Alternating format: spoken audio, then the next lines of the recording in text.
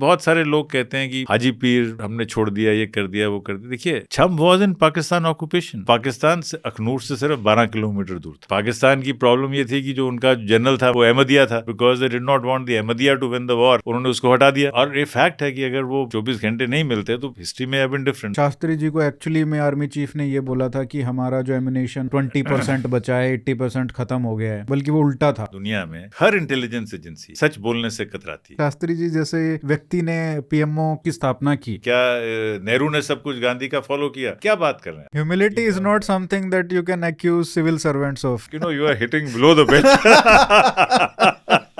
Mrs. Gandhi did exactly the reverse of whatever Mr. Nehru wanted. She was always very insecure of Mr. Shastri. Shastri ji could have stayed without power. Mrs. Gandhi may not have been able to survive without power. Crisis management इन्होंने की the Hazrat Bal Shrine में, और वो कोई कर नहीं सकता. Look at his contributions as railway minister, his contributions as transport minister, communication minister, commerce minister, home minister. It is not that he suddenly appeared from nowhere. आज की date में थोड़ा फैशन हो गया है नेहरू जी के लिए क्रिटिकल होना, but at that time he was a colossus. और आपने स्टडी किया इंदिरा गांधी, नेहरू और लाल बहादुर शास्त्री, तीनों के साथ आपको काम करने का मौका मिलता, तो कैसे एक्सपीरियंस होते हैं उनके साथ? I don't know. I am stumped. You stumped me on this question. नमस्ते सर, कैसे हैं आप? हाँ, बहुत बढ़िया सर, वेलकम हमारे साथ ये कॉन्वर्सेशन करने के लिए बहुत बहुत शुक्रिया। और मैं इस बुक पे, आपकी जो शास्त्री जी पे आपने बुक लिखी है, उस पे मैं कॉन्वर्सेशन बहुत समय से एक एपिसोड करना चाह रहा था, क्योंकि शास्त्री जी बहुत ही फैसिनेटिंग मुझे लगते हैं। क्योंकि आप देखिए कि वो जिस बैकग्राउंड से आते हैं वो किसी किसान परिवार से नहीं आते हैं, लेकिन फिर भी किसानों के लिए इस देश में शायद ही किसी ने उतना इकोनॉमिक एम्पावरमेंट किया होगा जितना इन्होंने किया।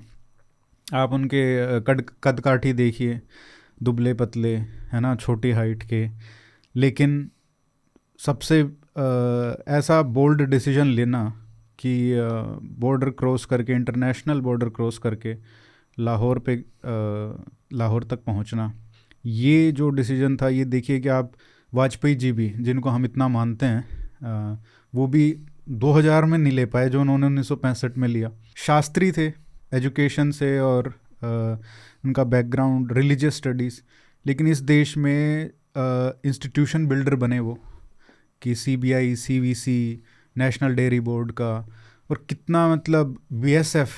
और जो लोग कहते हैं कि इंदिरा और नेहरू के बीच में बस एक छोटा सा पीरियड था, बट उसका इतना इम्पैक्ट आप देखें हमारे आज मॉडर्न इंडिया में, जो हम इंस्टीट्यूशंस को हम जो आज जिन पे इतनी कमेंट्री करते हैं, वो उनकी देन है। तो ये मुझे हमेशा बहुत ही फैसिनेटिंग कैरेक्टर लगते थे, और मैं चाहता था कि जो इनको डीप से स्टडी करें उनके साथ एक चर्चा होनी चाहिए।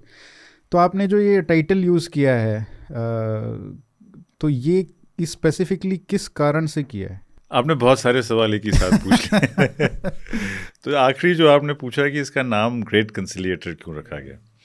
देखिए, हर पॉलिटिकल पर्सन में कोई ना कोई यूनिक USP होती है। जैसे एक USP वाजपेयी जी की है, एक USP नेहरू की है, एक USP गांधी की है, एक USP भगत सिंह की है, एक USP जयप्रकाश नारायण की है। हर पॉलिटिकल पर्सन, हर पॉलिटिकल पर्सोना के पीछे एक USP होती है जो सिर्फ उसकी होती है और बाकियों की नहीं होती, क्योंकि हर at one level all political leaders are the same, because everybody goes to vote, everybody makes election speeches, everybody does a campaign. लेकिन जैसे अब नेहरू जी का जो था वो कम्प्लीटली आइडियोलॉजिकल थे। उनका बड़ा क्लियर था कि उनको ये कहना है। On the other hand, Morarji Desai was also very clear about what he wants, और इनके व्यूज़ में कभी एकमत हो नहीं पाता था। Gandhi ji was also very very clear. Conciliation Gandhi ji के साथ आप नहीं जोड़ सकते। Patel was an institution builder, he was a great integrator. अब अगर कोई किताब पटेल पे लिखी जाएगी तो उसमें यही कहा जाएगा the man who integrated India, because उन्होंने 562 रियासतों को इकट्ठा किया। The Bhishma Pitamah of civil services, because उनके वो थे। नेहरू को आप नॉन अलाइनमेंट के साथ जोड़ेंगे, इंदिरा गांधी को आप 71 के वॉर के साथ जोड़ेंगे, और जो उनके क्रिटिक्स होंगे वो उनको इमरजेंसी के साथ जोड़ेंगे। VP सिंह को मंडल कमीशन के साथ जोड़ेंगे। तो ये हर पॉलिटिकल पर्सन के साथ कोई ना कोई एक पर्सोना अटैच हो जाता। अब जो इनके साथ जो खासियत थी शास्त्री जी के साथ, ability to work with and get people of many different opinions together. देखिए, पुरुषोत्तम दास टंडन और जवाहरलाल नेहरू बिल्कुल जिसको कहा जा सके 36 का आंकड़ा था इनका। They were as different as chalk and cheese. जब इलेक्शन थी टंडन और कृपलानी के बीच में, तो नेहरू जी ने तो ये भी कहा था कि मैं पॉलिटिक्स छोड़ दूंगा अगर टंडन जीत के आते हैं। लेकिन टंडन जीत के आ गए, वो अलग बात है कि उन्होंने पॉलिटिक्स। लेकिन अगर कोई एक आदमी था जिसको टंडन भी ट्रस्ट करते थे और नेहरू भी ट्रस्ट करते थे, तो वो शास्त्री जी थे। That's a matter of conciliation. जब वो हाजी पीर की प्रॉब्लम सॉल्व करने गए तो वहाँ पे ओपिनियन कम्प्लीटली डिवाइडेड था। एक ग्रुप जो होम मिनिस्ट्री का और जो इनफैक्ट इवन जो वहाँ के जो जितने भी लीडर्स थे, स्पेशली ब्यूरोक्रेटिक लीडर्स, वो कहते नहीं, हम ट्रस्ट नहीं कर सकते जो ये कमेटी है उसको, कि वो सही में बताएंगे कि ये जेन्युइन है या नहीं है। लेकिन he thought after lot of talks की नहीं, let us talk to everybody. Similarly जब वो 3 लैंग्वेज फार्मूला अडॉप्ट किया गया, जब असम की एजिटेशन हुई, और सबसे बढ़िया जो मुझे लगता है, मैंने कंसिलिएटर क्यों शब्द यूज़ किया, कि देखिए हर इंसान को, हर मैरिड व्यक्ति को सबसे बड़ी जो एक इशू होता है, वो अपनी मदर और अपनी वाइफ के बीच के जो डिफरेंसेस है, उनको हैंडल करने का भी एक बड़ा एक चैलेंज तो है। आप हंस रहे हैं, स्माइल कर रहे हैं, लेकिन ये एक चैलेंज तो है।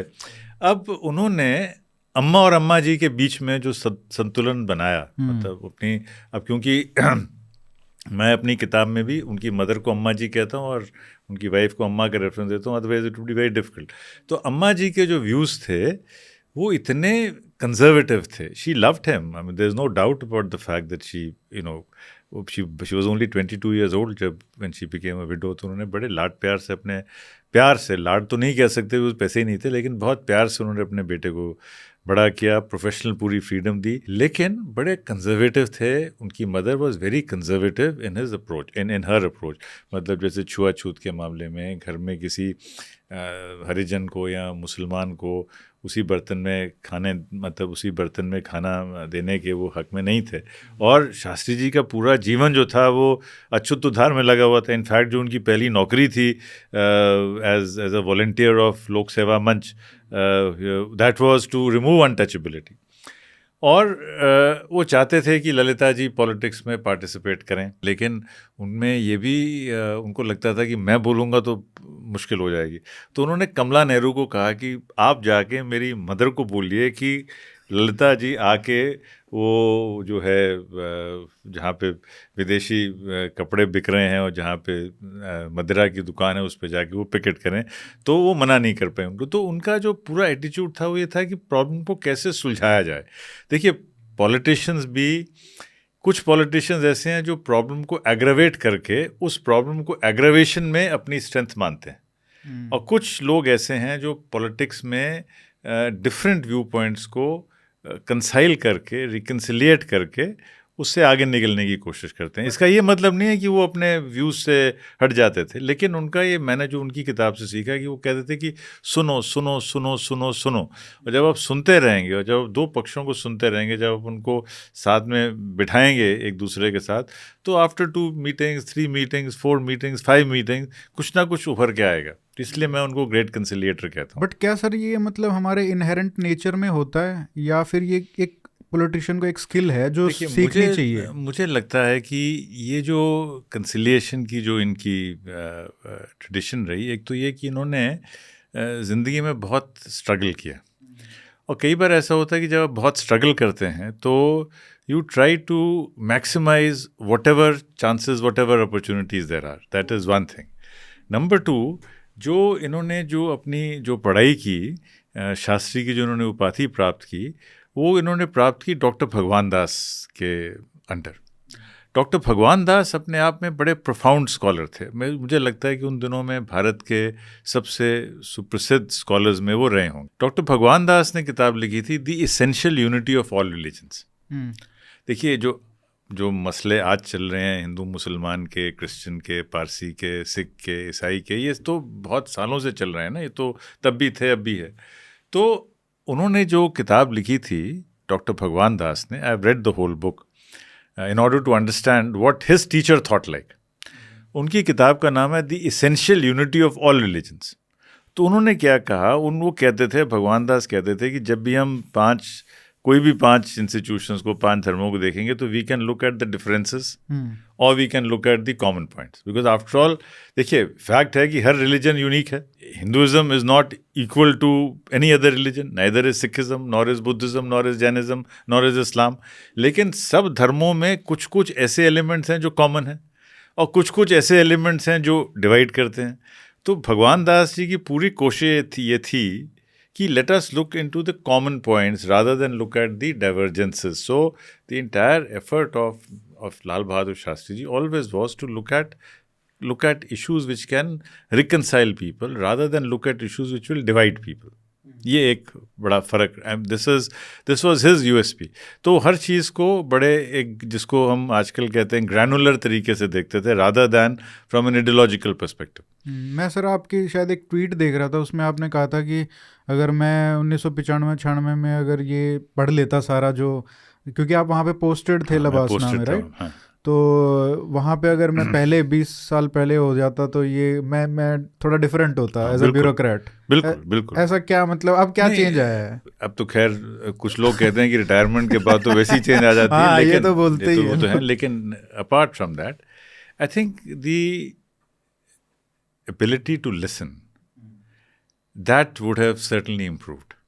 और दोनों पक्ष की बात सुनना ये बहुत ज़रूरी है. चाहे आप करो अपने मन की, लेकिन दूसरे पक्ष की बात सुनना बहुत ज़रूरी है, बहुत ज़रूरी है. और कई बार दूसरे पक्ष की भी कुछ ऐसे पॉइंट्स होंगे जो आप अपनी प्रोपोजिशन में ऐड कर सकते हैं टू मिनिमाइज द शॉक और टू मिनिमाइज द हर्ट और टू मिनिमाइज द ग्रीवेंस. मतलब हमारी ट्रेनिंग तो रही कि ये जो है ये करना ही है, मतलब इसके अंदर और कंसिलिएशन हो सकती थी. और दूसरी जो है एलिमेंट जो खैर उम्र के साथ ही आती है, ह्यूमिलिटी, जो अब बहुत लोग ये भी कह सकते हैं कि humility is not something that you can accuse civil servants of in a general sense. अब आपने रिहांत एक बड़ी आपने you are hitting below the belt. अब मैं क्या बोलूं सर? मैं भी लोगों की फीलिंग को ही कर रहा हूँ. देखिए बात ये है कि अब yes I mean you can say that कि मतलब 100 चूहे खा के बिल्ली हज हो गई, अब रिटायर हो गए तो अब I can say anything. No, but the fact is you see that I think if I had read Shastri ji earlier, क्योंकि जब तक एकेडमी में था मैं, तो मैं हमेशा जो हमारा पहला जो मोटो था योगा कर्म सु कौशलम, उस पर बड़ा एम्फोसिस देता था कि योग कर्म कौशलम, कि आपका जो कर्म है उसमें एक्सेलेंस होनी चाहिए. It should be excellent, there should be no flaw in what you do. जो दूसरा हमारा जो प्रोपोजिशन था शीलम परम भूषणम, उस पर मैंने बहुत ज़्यादा तवज्जो नहीं दी थी कि humility is the best embellishment. उस पर था लिखा रहता था हर जगह, लेकिन वो हमेशा योग कर्मसु कौशलम, वो मतलब लगता था कि ये है. बट सर ऐसा क्यों है? मतलब जैसे क्या आपने ऐसा भी देखा होगा ना कि ये मेरे साथ नहीं है, राइट? कि और सारे जो लोग हैं ब्यूरोक्रेट सारे, और आपने मतलब लबासना में भी काम किया, आपने हेड किया उसको, तो आपने देखा होगा कि यंग लोग भी आ रहे हैं, उनमें भी थोड़ा यही है. बिल्कुल होता है. तो ये ऐसा क्यों है? मतलब क्या हमारी ट्रेनिंग उनको ठीक नहीं कर पा रही है? ट्रेनिंग की बात नहीं. देखो ये तो एक तो element of celebration, element of achievement तो आ ही जाता है इतने टफ एग्ज़ाम को क्लियर करने के बाद. ये तो एक फैक्ट है ही है. और अब तो एग्ज़ाम और भी मुश्किल होता जा रहा है, because it's a fact, it's in such a tough competition. जब आप क्लियर करके आते हैं तो थोड़ी सी एरोगेंस, थोड़ा सा वो फीलिंग की मैंने बहुत कुछ प्राप्त कर लिया, वो तो आता ही है. इसीलिए अब जो रीसेंट फोकस जो है, जो स्पेशली हमने बहुत पिछले 8-10 साल से जो कोशिश चल रही थी, वो यही थी कि इंडिविजुअल एक्सेलेंस तो हो गई, वो तो तय हो गई. अब देश को आगे बढ़ाने के लिए it is not individual excellence but it is working together that will make the difference. This was the quality which Shastri ji had of keeping people along. देखिए जब उन्होंने जब फूड की क्राइसिस जब आई देश में, तो पूरा क्रेडिट सुब्रमण्यम साहब को देते थे, वो पूरा क्रेडिट स्वामीनाथन को देते थे, पूरा क्रेडिट उन्होंने डॉक्टर कुरियन को दिया. मतलब कभी भी उन्होंने ये नहीं कहने की कोशिश की कि सब कुछ मैंने किया. जो स्वरण सिंह को बहुत इंपॉर्टेंस देते थे वो, जब वो फॉरेन टूर्स पे जाते थे. YB चौहान को पूरा उन्होंने फ्रीडम दी हुई थी, मतलब फ्रीडम इन द सेंस कि जो होना चाहिए एक डिफेंस मिनिस्टर में। और भारत की जो डिफेंस नीति में जो परिवर्तन आया 62 से 65 के बीच में, और आर.डी. एक किताब बहुत अच्छी है आर.डी. प्रधान जो YB चौहान के जो सेक्रेटरी थे, उन्होंने किताब लिखी है फ्रॉम डिबेकल टू रिसर्जेंस। तो उनका पूरी की पूरी कैबिनेट में देयर वाज एक कैबिनेट टाइप फीलिंग थी कि हाँ हम सब लोगों को मिल के चलेंगे, और वो हर बात बहुत बहुत ध्यान से सुनते थे। मैं इस पे पूछूंगा सवाल कि मतलब उनका जैसा जो तरीका था कैसे हैंडल करने का, कैबिनेट खासकर जो उनका रिलेशनशिप था, और खासकर जो नेहरू जी का था और उसके बाद इंदिरा जी का था। लेकिन उससे पहले मैं ये बहुत लोग ये समझते नहीं है एक्चुअली कि शास्त्री जी वहाँ तक पहुँचे कैसे, हाँ। उस पोजीशन तक, क्योंकि सब लोग सोचते हैं पता नहीं ऐसे ही किसी ने मतलब ना लोगों ने मिलके उनको बना दिया। आपको अरिहंत 2-3 चीज़ें बताता हूँ। हाँ। देखिए इसमें थोड़ा सा let us go back to his life. हाँ, क्योंकि मैं शुरुआत में जाना चाहता हूँ, क्योंकि भाई अगर एक बंदा इतने हम्बल बैकग्राउंड से आया है, उठा है, और इतने पुअर बैकग्राउंड भी हो गया था उनका because of his father's death, तो वहाँ से वो नेहरू जी के साथ और वो कैसे पहुँचे वहाँ तक? ऐसा हुआ ना कि जब वो बनारस में आए, हाँ। और जब बनारस में पहले तो उनकी शिक्षा हुई हरीश चंद्र हाई स्कूल में, उनके टीचर थे निष्कामेश्वर मिश्रा, उनकी बड़ा योगदान है उनकी लाइफ में, उनकी पर्सनालिटी में। फिर उन्होंने ज्वाइन किया काशी विद्यापीठ। जब महात्मा गांधी ने जब कॉल दी कि आपको सरकारी संस्थाएं, सरकारी स्कूल छोड़ के, तब just 15-20 days short of his matriculation exam, और बड़ा प्रेशर था उनके ऊपर कि भाई तुम्हारी 2 अभी बहनें हैं, तुम्हारी माँ विडो है, तो तुम मैट्रिकुलेट कर लो, मैट्रिक के बाद टीचर बन जाओ, पोस्ट मास्टर बन जाओ। क्योंकि एक चीज़ और भी हमें देखना चाहिए कि वो कायस्थ परिवार से थे, और उनमें से कोई रेवोल्यूशनरी नहीं था। उनके जो नाना थे, उनके जो मामा थे, वो सब या स्कूल टीचर थे, या पोस्टमैन थे, या म्यूनिसिपल क्लर्क्स थे। तो they were all very comfortable with the British Raj. ऐसा कोई उनमें कोई रेवोल्यूशनरी फैमिली से नहीं आते हैं। तो it's a big contrast. For example Bhagat Singh की फैमिली का तो उनका बड़ा डिफरेंट था। लेकिन जब वो उस स्कूल में थे, फिर बाद में वो काशी विद्यापीठ में गए, तो काशी विद्यापीठ में उनकी ट्रांसफॉर्मेशन होती है। काशी विद्यापीठ में he comes in contact not only Acharya Bhagwan Das जी, आचार्य कृपलानी, ये सब, संपूर्णानंद जी, ये सब उनके साथ हैं उस समय। और तब लाला लाजपत राय आते हैं 1924 में संपूर्णानंद जी से मिलने के लिए, इनसे मिलने के लिए, डॉक्टर भगवान दास। तो तब ये सब हिंदी प्रचारणी समिति के सदस्य थे, they were trying to promote Hindi. और तब लाला लाजपत राय ने कहा इनसे कि भाई मुझे आप कुछ वॉलंटियर्स दीजिए, जो मैं अपने साथ लोक सेवा मंच, सर्वेंट्स ऑफ पीपल सोसाइटी में ले जाना चाहता हूँ अपने साथ। मैं थोड़ा सा इसका पिछला संदर्भ भी दे दूँ कि जब गोखले ने, जब गोपाल कृष्ण गोखले जब कांग्रेस के प्रेसिडेंट बने थे, तो उन्होंने सर्वेंट्स ऑफ इंडिया सोसाइटी बनाई थी पुणे में। उसी की तर्ज पे लाला लाजपत राय ने सर्वेंट्स ऑफ पीपल सोसाइटी बनाई थी लाहौर में। तो यहाँ से कुछ सिलेक्ट बच्चों को लेके गए, तब 23 साल के रहे होंगे। 80 रुपये की मंथली ऑनरेरियम पे शास्त्री जी लाहौर जाते हैं। 80 रुपये, 80 पैसे? 80 रुपये। अच्छा, 80 रुपये पर मंथ। ये तो काफ़ी ज़्यादा होता होगा मतलब उन दिनों के टाइम में, जिसको बोले लिविंग वेज, मतलब अच्छा खासा, मतलब ठीक ठाक, बिकॉज उन दिनों में ग्रेजुएट्स भी कम थे। और तो एनी केस, मतलब 80 rupees was his first salary which he got as a volunteer in the servants of people society. अब सर्वेंट्स ऑफ पीपल सोसाइटी में उनकी पर्सनालिटी का एक नया डायमेंशन आता, ही ग्रोज। एक तो बनारस से लाहौर जाते हैं, लाहौर में द्वारकादास लाइब्रेरी में पढ़ाई करते हैं, आर्टिकल्स लिखते हैं, लाजपत राय जी का सेक्रेटेरिएट काम करते हैं। फिर लाजपत राय जी की जब डेथ हो जाती है, तो पुरुषोत्तम दास टंडन बन जाते हैं सर्वेंट्स ऑफ पीपल सोसाइटी के अध्यक्ष। अब टंडन साहब जो थे, टंडन साहब बिलोंग टू इलाहाबाद। तो जब ऑफिस शिफ्ट होता है SOPS का लाहौर से इलाहाबाद, क्योंकि Tandon was more comfortable in Allahabad, तो उनके साथ साथ शास्त्री जी इलाहाबाद आ जाते हैं। और 1935 में वो सिर्फ 31 साल की उम्र थी उनकी। 1935 में वो डिस्ट्रिक्ट सेक्रेटरी बन जाते हैं कांग्रेस के। तो एक कोई छोटी उपलब्धि नहीं है। 31 साल की उम्र में वो एक उस समय का सबसे इम्पोर्टेंट, पॉलिटिकली इम्पोर्टेंट डिस्ट्रिक्ट का, मतलब आज भी बहुत बड़ी अचीवमेंट होगी वो। और दूसरा जो मज़ेदार, उसी साल फिर वो कांग्रेस एग्रेरियन रिफॉर्म्स कमीशन का एक सदस्य हैं वो, लेकिन ही इज़ द मेंबर सेक्रेटरी, और सबसे यंग हैं और जैसे हर कमेटी में होता है, जो यंगेस्ट आदमी होता है उसी को कहा जाता है कि रिपोर्ट लिखो। तो उन्होंने रिपोर्ट लिखी, वो बहुत बढ़िया रिपोर्ट है। पूरे का पूरा जो आज की डेट में जो MG नरेगा था या जी राम जी है या जो भी जितनी राइट्स की स्कीम्स हैं, फार्मर्स राइट्स की स्कीम्स हैं, commission of cost and prices है, FCI, इस सब का जो ज़मींदारी एबॉलिशन है, ये सब उस समय की थॉट्स हैं उसके, और ये पूरा अवेलेबल है, नेट पे अवेलेबल है, आप इसको देख सकते हैं। 1937 में क्या होता है कि पहला जो चुनाव होता है 1935 गवर्नमेंट ऑफ इंडिया एक्ट के बाद जो पहला चुनाव होता है, उसमें ये कांग्रेस के डमी कैंडिडेट थे। डमी कैंडिडेट थे। और मैंने इतनी इलेक्शन कराई हैं एज आज तक कभी कोई कैंडिडेट मैं तो रिजेक्ट नहीं कर पाया हूँ टेक्निकल ग्राउंड से, बहुत रेयरिटी होती है। जो एक्चुअल कैंडिडेट थे कांग्रेस के वो रिजेक्ट हो गए क्योंकि उनका नाम वोटर्स लिस्ट में नहीं था। अच्छा। और शास्त्री जी डमी कैंडिडेट होने के नाते उस समय 37 में he was 36 years old. 33 years old. He was born in 1904. At 33 he became a MLA or member of Legislative Assembly and Council of Uttar Pradesh in 1937. So that's a big jump. फिर क्योंकि वो important थे तो जब सब लोग jail जाते थे तो ये भी 5 बार जेल गए।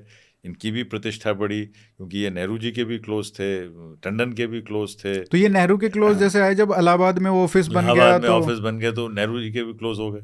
उनके घर पे ही था ना, उनके घर पे ऑफिस था तो वहाँ भी आना जाना हो गया। टंडन जी और इनका झगड़ा होता था बहुत, लेकिन ये टंडन के भी क्लोज थे, नेहरू जी के भी क्लोज थे। तभी से इनको लोग कहते थे कि भाई हर जगह ये मतलब बात अपनी, इसकी बात हर जगह में। फिर देखिए 46 में जब दोबारा चुनाव हुए 45 पर, तो नेचुरली इनको दोबारा टिकट मिल गई। जब सेकंड टाइम जब इनको टिकट मिली तो ये पार्लियामेंट्री सेक्रेटरी हो गए। पार्लियामेंट्री सेक्रेटरी भी होम और ट्रांसपोर्ट के 1946 में। फिर जब देश आज़ाद हुआ तो जो होम मिनिस्टर और ट्रांसपोर्ट मिनिस्टर थे यूपी के, रफ़ी अहमद किदवाई, उनको नेहरू जी दिल्ली ले आए कैबिनेट में। और जबकि बाकी जो इनके साथ वाले पार्लियामेंट्री सेक्रेटरी थे वो वहीं रह गए, ये सडनली बन गए home minister and transport minister of UP in 1947-48 at the age of what? 1904 का जन्म है, 1948 में he is the home minister and transport minister of UP. आज भी आप बताइए कितनी बड़ी स्टेट्स में कौन होगा 44 की एज में who is the home minister of a state as big as UP? I mean it's no mean achievement. तो ऐसा नहीं है कि उनका राइज सडन है। फिर जो तीसरा जो इम्पोर्टेंट है कि वो आगे रेलवे मिनिस्टर बन गए, and because he resigned from the railway ministry, because he resigned. I mean if he had not resigned from the railway ministry he would have been one of the many ministers. I mean ठीक है, हो गया। But the first time, and it was the first time in history that somebody says नहीं मैं छोड़ रहा हूँ because it's my moral responsibility. ये 1956 की बात है। And actually this was his third attempt at resigning from the railway ministry. लोगों ने 2 का रिकॉर्ड किया हुआ। Once there was a little something happened, he wanted to resign, but emotional थी वो response. The second time he wanted to resign, Nehru ji ने कहा don't resign. Third time he said no, I will resign. वो actually इस resignation की वजह से ही उनकी एक ऐसी इमेज बनी जो इमेज आज तक कोई नहीं बना पाया। और उन्होंने एक ऐसा मॉरल स्टैंडर्ड क्रिएट कर दिया कि अब कोई भी एक्सीडेंट होता है तो लोग एक्सपेक्ट करते हैं कि आप रिजाइन करो। हाँ, मतलब अगर उसके हिसाब से देखें तो एक तरीके से लगता ही है कि यार कम से कम पहले जो लोग थे उनमें कम से कम ये था कि पहले जो लोग थे, लेकिन इसका भी कोई सेकंड एग्जांपल नहीं है।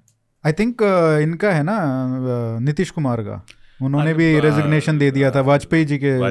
I mean but much later, but I was not aware of that. But yes, but ये जो था, this created a great thing. फिर खैर, but यहाँ पे भी इंदिरा गांधी को विश्वास नहीं था कि ये जेन्युइन है, राइट? तो इसी पॉइंट है कि there is a Mrs. Gandhi के बारे में, खैर this is not a podcast on Mrs. Gandhi, so we will not get into that. But Mrs. Gandhi did exactly the reverse of whatever Mr. Nehru wanted. इस किताब में देखिए, मैंने इस किताब में the Nehru was in all practical purposes was not a practicing Hindu. He was not a practicing Hindu. Let us not say that he was an atheist, but he was an agnostic. उन्होंने अपनी will में भी लिखा था कि मुझे कोई ceremony नहीं चाहिए, मुझे कुछ नहीं चाहिए। लेकिन इंदिरा गांधी ने वाराणसी से पंडित बुलवा के पूरा एक हिंदू फिनोमिनन बनाया उसको। तो मतलब जो first attempt at creating that whole thing was done by her. if you go into the will of Nehru never wanted a Hindu cremation. It's Mrs. Gandhi who did it. तो Mrs. Gandhi की जो thought processes रही हैं वो अलग रही हैं. But she has done her own circumstances. Let us not get into that. But fact is कि she was always very insecure and very unsure of Mr. Shastri, because Mr. Shastri was a man of the. अच्छा, एक और बात है. Shastri ji could have stayed without power. हाँ. Perhaps Mrs. Gandhi may not have been able to survive without power. एक बड़ा फर्क है. अगर शास्त्री जी नहीं बनते प्राइम मिनिस्टर तो भी कोई बहुत ज़्यादा उनको टेंशन नहीं होनी थी. मतलब वो तो अपना वो रेडी थे. मतलब उन्होंने तो बहुत, मतलब वो मोरारजी देसाई की तरह वापस कुछ जाके तिकड़मबाजी करना और वो सब नहीं करना था उनको. ठीक है, नहीं हुआ कोई बात नहीं. मतलब that's all right. Narasimha Rao की तरह कि भाई चलो झोला उठा के चल. हाँ, मतलब जो भी था, मतलब he would not have gone into that competitive mode. So that was his nature, that was his character. और इनफैक्ट जब कामराज प्लान में भी इनका नाम नहीं था कि रिजाइन करने के लिए, बट ही सेड नहीं, आई विल रिजाइन. मतलब उनको कोई बहुत ज़्यादा उसका फायदा भी हुआ. बहुत फायदा. मतलब चाहे आप ये देखो कि जब उन्होंने रेजिग्नेशन दिया ट्रेन एक्सीडेंट के बाद. अरिहंत ऐसा होता है, आई डोंट नो वेदर ये उसी क्या होता है कि कई बार ऐसी चीज़ें हो जाती हैं जो विच हेल्प यू. मैं एक अवे फ्रॉम यू सी, जब मैं एक बार मैं सीएम हमसे थोड़ा नाराज़ हो गई तो उन्होंने मुझे डीजी एटीआई बना दिया, एडमिनिस्ट्रेटिव ट्रेनिंग इंस्टीट्यूट बंगाल में. तो मुझे तो खैर बड़ा मज़ा आता है. Training is my first choice. मतलब मेरा बस चले तो मैं 36 में से 34 साल ही ट्रेनिंग इंस्टीट्यूट में निकाल देता. But of course not possible. But वो considered as a punishment posting. Whatever, but I think it's the best posting. And not Mussoorie academy of course is very prize, but state governments में लोगों को लगता है कि ऐसी है. तो खैर बाद में 2-3 महीने बाद उनका मूड ठीक हो गया. तो खूब ही उन्होंने कहा नहीं तुम वापस आओ, तुम इंडस्ट्री सेक्रेटरी हो उत्तरा वेस्ट बंगाल. मैं कहा मैडम ठीक है, बड़ी अच्छी बात है, एक छोटी सी रिक्वेस्ट है आपसे. बोली क्या? मैं कहा मैम ये मैं चार्ज ना एटीआई का मैं छोड़ना नहीं चाहता हूँ. I want to continue as the director general of ATI. मैं इंडस्ट्रीज भी साथ संभालूँ. She said what's wrong with you. मतलब तुम क्या है तुम्हें, मतलब व्हाट्स रॉन्ग विद यू. मतलब तुम इंडस्ट्री सेक्रेटरी नहीं का चार्ज नहीं लेके तुम एटीआई के चार्ज. अच्छा ठीक है, तुम एडिशनल चार्ज रख लो. ठीक है. वो तो खैर मैंने अपना एटीआई का चार्ज नहीं छोड़ा, इंडस्ट्रीज़ के चार्ज में ही मैं रहा. और फिर जब यहाँ मसूरी में डायरेक्टर एकेडमी की पोस्ट जब खाली हुई तो नेचुरली जब वो देखते हैं कि इस समय सबसे सीनियर आदमी कौन है जिसके पास वो एक्सपीरियंस है और जो एटीआई का भी हेड है, तो मेरा नाम नॉट एज इंडस्ट्री सेक्रेटरी लेकिन एज डीजी एटीआई आ रहा था. तो computer was showing me as DG ATI, not as secretary industries. So that was a great advantage to me in getting the post which I ultimately wanted. Now had I been in excitement said नहीं ठीक है इसको छोड़ो और secretary industries ही बन जाओ, बहुत बढ़िया है, तो एक डिफरेंट हो जाता. तो कई बार ऐसा होता है लाइफ में कि आप छोटी छोटी इंसिडेंट्स होती हैं जो जिनका इम्प्लीकेशन बहुत डीप हो जाता है. हाँ, क्योंकि आप देखिए कि मतलब जब ये कामराज प्लान आया तो सारे जो सीनियर थे वो चले गए पार्टी ऑर्गेनाइजेशन में. अब ये इन्होंने भी कर दिया कि मेरा भी डाल दो. अब वो बच गए मिनिस्टर विदाउट पोर्टफोलियो. और मिनिस्टर विदाउट पोर्टफोलियो मतलब मिनिस्टर विद एवरी पोर्टफोलियो. तो नेहरू जी को जो भी काम होता वो उनको देते. और जो उस समय जो क्राइसिस मैनेजमेंट इन्होंने की, क्राइसिस मैनेजमेंट इन्होंने कर दी हजरत बल श्राइन में, और वो कोई कर नहीं सकता था. बिकॉज इसी एक और चीज़ होती है, and I think why was successful as you see, when you are a minister in a particular department or a secretary in a particular department, तो उस रैंक पे या उस पोजीशन पे आपको हर रोज़ एक पैटर्न से इन्फॉर्मेशन आती है.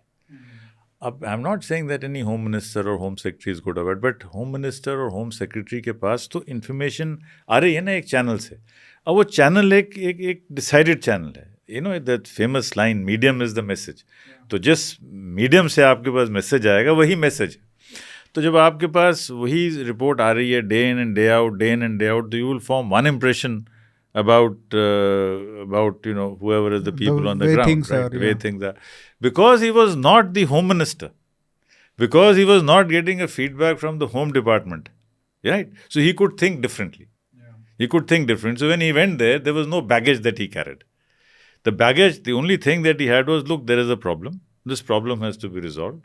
So you listen to many different opinions. But if he was actually the home minister, perhaps it may have been difficult because the mind would already have been conditioned. और लोगों आपको का हर भी- रोज तो कोई ना कोई बता ही रहना कि ये हो रहा है, ये हो रहा है, ये हो रहा है. हाँ, और लोग भी थोड़ा एक्सपेक्ट करते हैं ना कि he is representing like home minister आया है तो मतलब हो सकता है इसका एक अलग एटीट्यूड होगा और ये हमारे साथ मतलब अगर इसके कुछ भी बोलेगा वो तो उसके पीछे कुछ ना कुछ गलत इंटेंशन है. तो लोगों को ट्रस्ट करने में भी बहुत हाँ, तो मुश्किल ये अच्छा ट्रस्ट का तो इनका ये था कि क्योंकि ये सुनते रहते थे, बहुत सुनते थे, उससे ट्रस्ट एलिमेंट जो था वो बहुत बढ़ जाता था.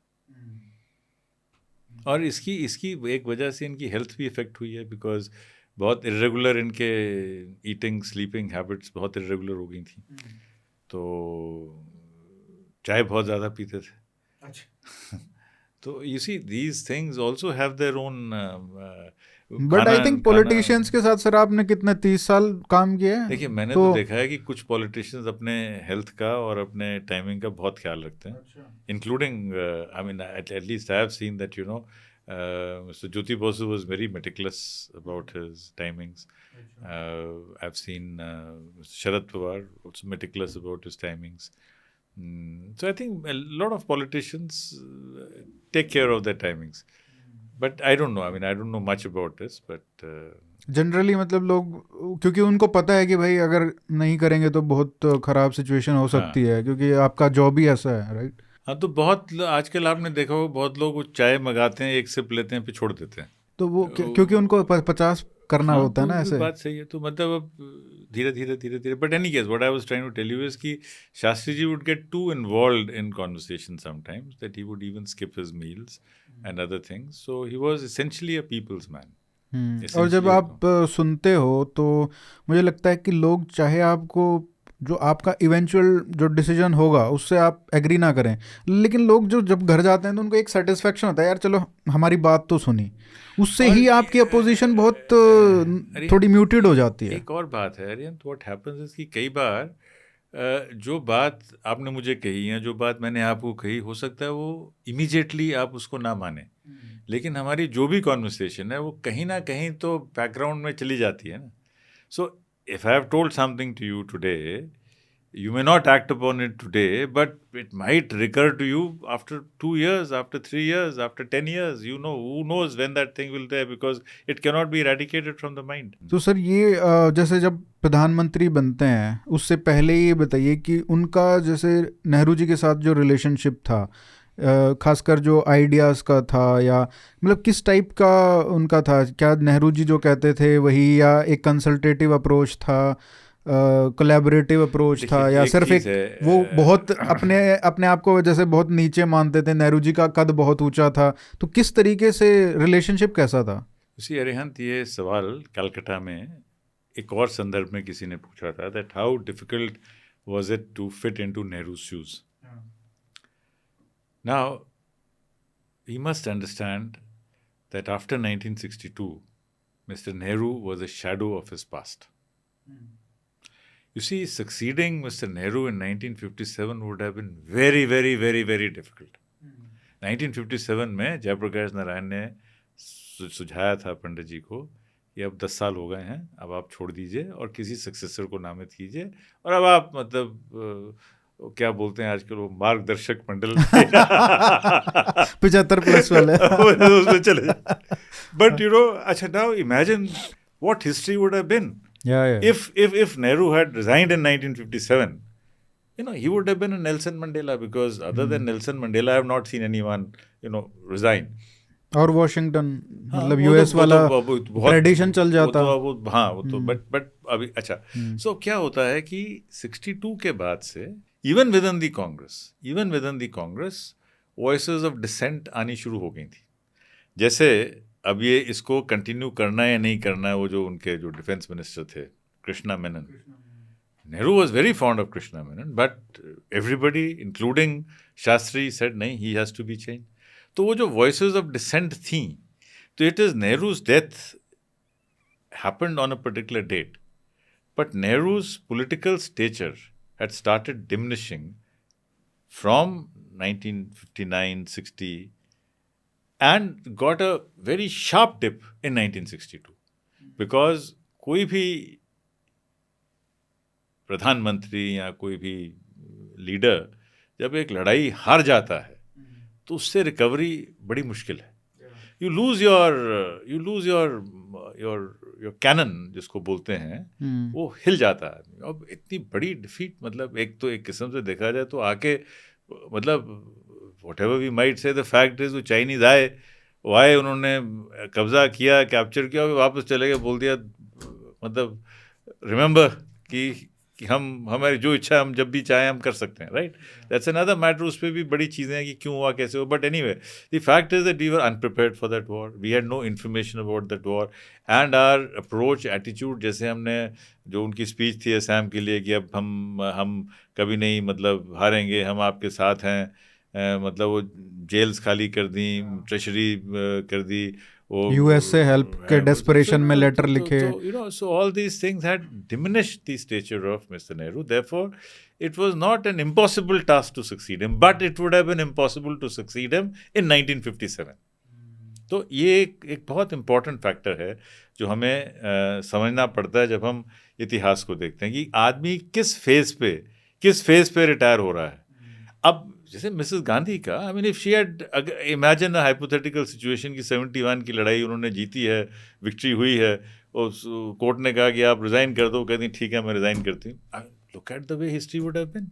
आई mean history would have treated, she would have still come back to power, because ये यूनिटी तो शायद नहीं होनी थी, बिकॉज इतने ग्रुप्स, इतने वो सेपरेट थे कि वो तो नहीं होती. तो because she came back in 1980 also ना, तो तब भी आती, लेकिन तब उन पे इमरजेंसी का वो ब्लॉट नहीं होता. ये मैंने कई बार सोचा है. मतलब आज के कॉन्टेक्स्ट में भी अगर आप देखो 2024 में जो इलेक्शन हुआ, अगर मोदी जी कह देते कि भाई तुम बना लो सरकार, और जो आज के जियोपॉलिटिकल सिचुएशन है, जो आज की सारी सिचुएशंस हैं, अगर उसमें मतलब और कोई बनाने के लिए वो नहीं बन पाती उनसे, और 1-2 साल में हो सकता है 400 प्लस भी आ सकते थे. Because it's a question of timing, it's a question of perception, and politics, as you and I are aware, you never know what's going to happen next. True. मतलब ये वो गैम्बल होता है ये सब की, unless you are, मतलब वो प्रिंसिपल वाला बात है ना, जैसे शास्त्री जी का था कि भाई मेरे को रिजाइन करना है क्योंकि आई फील रिस्पॉन्सिबल कि ये हादसा हुआ है. लेकिन अगर आप सिर्फ कैलकुलेटिव हो जाओ तो फिर आप ये भी देख सकते हो कि यार मतलब 2004 में जैसे हुआ वाजपेयी जी के साथ, और उनको एक बार मौका मिल गया आने का, तो कितनी सारी पार्टियां थी, है ना. कांग्रेस के पास तो 142 सीट थी और बीजेपी के पास 135 थी. तो ये तो बहुत बड़ा कोलिशन था, और उन्होंने इसलिए किया कि बीजेपी को नहीं करना है, और वो 10 साल निकाल गए. तो हो सकता था 2024 में एक बार फिर मौका दे देते तो वो भी निकाल देते. तो ये सारी कैलकुलेटिव पॉलिटिकल चीजें हैं. that was not part of Shastri's, that was not part of his thing. एक आपने ना बीच में, मैं ये एग्जाम्पल कई बार स्कूलों में जाता हूँ जब मैं, तो मैं बच्चों को ना शास्त्री और अयूब खान की पिक्चर दिखाता हूँ. ये देखिए, ये पिक्चर है ये, और अब इसमें बताइए लीडर कौन है.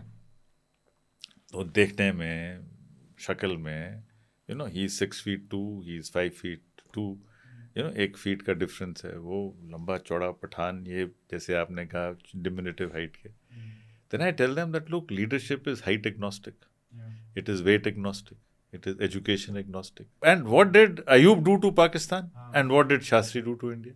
Here is a man who destroyed Pakistan, and here is a man who saved India. So that is the difference. So do not go. Leadership is not physical. Leadership is not a physical trait. It's not a physical quality. I mean, if you look at it, look at Mahatma Gandhi also. He was not physical. I mean, he's not a physical. क्या है उनमें? He's a frail person.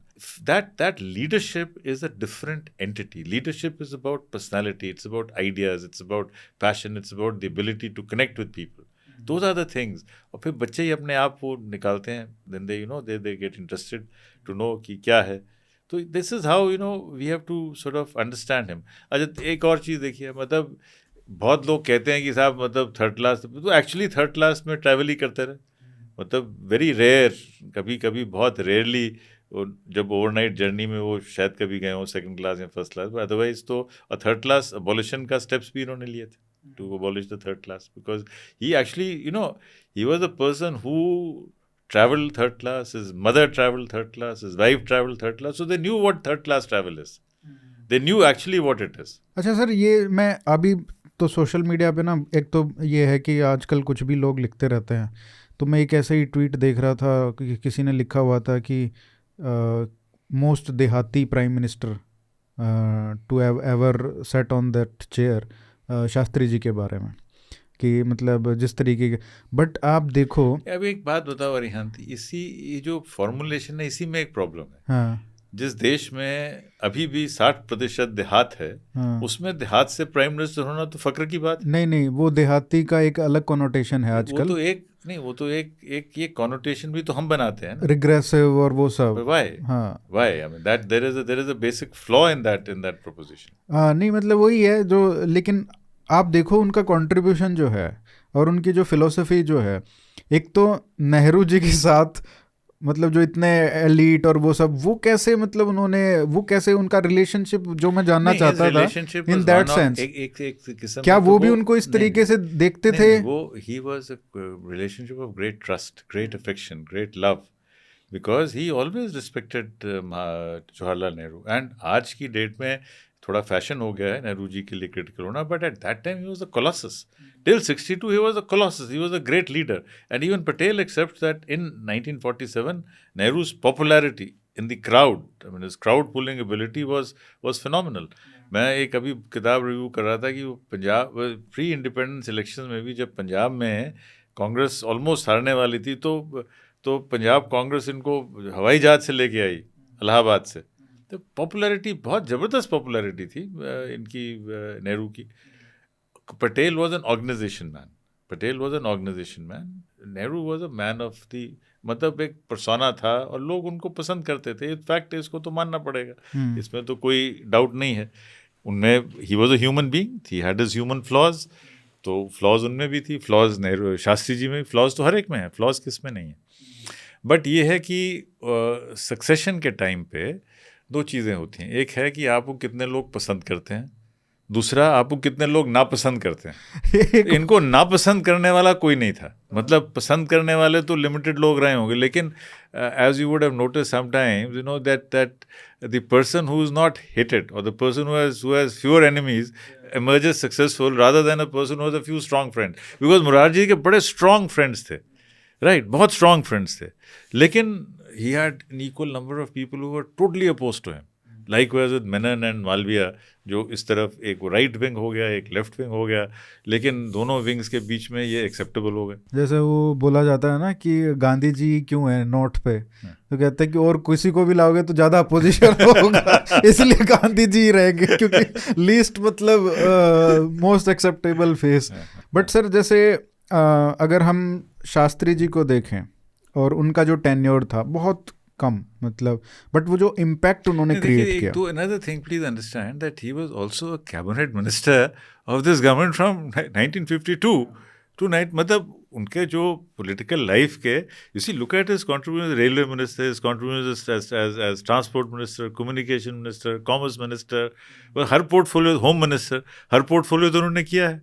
तो it is not that he suddenly appeared from nowhere, prime minister बन गया और फिर चले गए. बिल्कुल नहीं. देखिए, जो बहुत सारी चीज़ें जो जिनके लिए क्रेडिट, जैसे बीएसएफ की भी, let us talk about BSF का idea came to him when he was home minister. जब वो होम मिनिस्टर थे तो उन्होंने देखा ये जो स्टेट आर्म्ड पुलिस हैं, इनका थोड़ा अंडर यूटिलाइजेशन हो रहा है, and he wanted to have a situation where the armed polices of neighbouring states would help each other. कि जैसे अगर पंजाब राजस्थान और जम्मू कश्मीर, राइट, ये एक सर्कमफ्रेंस हो गया, उधर असम, बंगाल, बॉम्बे, तो उनका ये मानना था कि ये जो स्टेट पुलिस, जो आर्म्ड पुलिस जो है स्टेट की, this should be available for duty outside the state. एक बड़ी ज़बरदस्त डिबेट चली है हमारे देश में कि लॉ एंड ऑर्डर का जो मसला है, whether it will be solely in the state list और whether the centre can intervene और नॉट. तो उनका ये पहला आइडिया था कि हम पूल करें सेंट्रल पुलिस फोर्स, मतलब ये जो आर्म पुलिसेस को हम पूल करें. That was the original idea. उसी आइडिया के तहत जम्मू कश्मीर में पंजाब पुलिस डिप्लॉयड थी 1965 में, और पंजाब पुलिस के पास ही सबसे पहले मुहाजिर जो थे वो पकड़े गए. मतलब जो सबसे पहले जो इन्फिल्ट्रेटर्स आए पाकिस्तान से, सबसे पहले उनका इनकाउंटर पंजाब पुलिस के साथ हुआ। तो जम्मू कश्मीर पुलिस ने पकड़ा, और पंजाब पुलिस बॉर्डर देख रही थी, तो पंजाब पुलिस ने तो 2-3 घंटे लगे उनको पता करवाने में। We should give credit to Punjab police also retrospectively for having got this out. खैर, तो आइडिया उनका तब से था कि तो मतलब ये ऐसा नहीं है कि भाई 65 में युद्ध हो गया और रण ऑफ कच्छ में ये हुआ तो इसलिए बीएसएफ एक दिन में थोड़ी बन गई। 1 दिसंबर 1965 को बीएसएफ बनी, लेकिन बीएसएफ की जो फॉर्मेशन है that started at the time when his first जो जोनल कॉन्फ्रेंसेस होती थी, उसमें उनका आइडिया था कि why don't state polices collaborate with each other, specially state arm police, क्योंकि जो स्टेट आर्म पुलिस का तो मतलब यही था कि जब कभी प्रॉब्लम होगी तब आर्म पुलिस जाएगी, और ये थोड़ी होगा कि हर स्टेट में एक ही टाइम पे प्रॉब्लम होगी।